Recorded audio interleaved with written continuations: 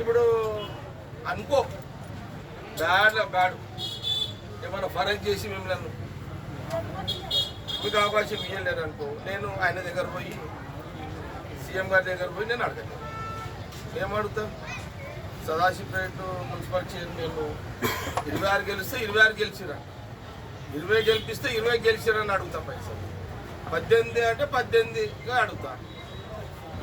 10 అనుకో, అటు 10 అయితే 10కి అడుగుతా. నేను అడిగినా ఆయన కూడా ఏం చేయలేదు కదా.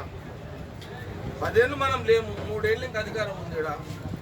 అర్థమైంది కదా అందరికీ ఏం కదా? అంతే కదా? ఇంకేమన్నా ఇంట్లో ఉందా కదా? అంతే కదా? మీరు ఇక అందరు పోయి అడగండి. ఇంకోటి, నేను 2013లో ఇళ్ళ జాగాలు ఇచ్చిన.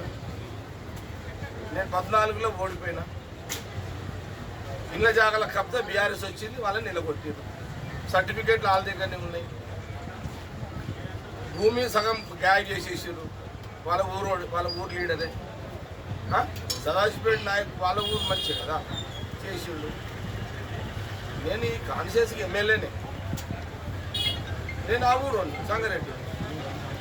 ఇప్పుడున్న ప్రజెంట్ ఎమ్మెల్యే ఈ ఊరు రాస్తాను. మీ ఊరు వాళ్ళు మెయిన్ సర్టిఫికేట్లు ఇస్తే, మీ ఊరు పబ్లిక్ నేను సర్టిఫికేట్లు ఇస్తే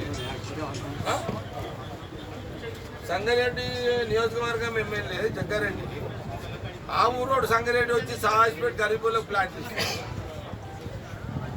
నేను ఓడిపోయిన తర్వాత మీ ఊరోడే మిమ్మల్ని పోలీసు వాళ్ళు పెట్టి ఎలా కొట్టిండు?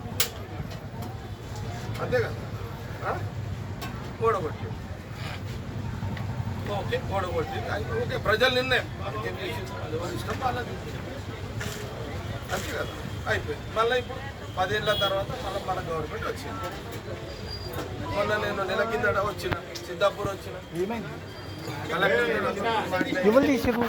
అయితే 5,511 మందికి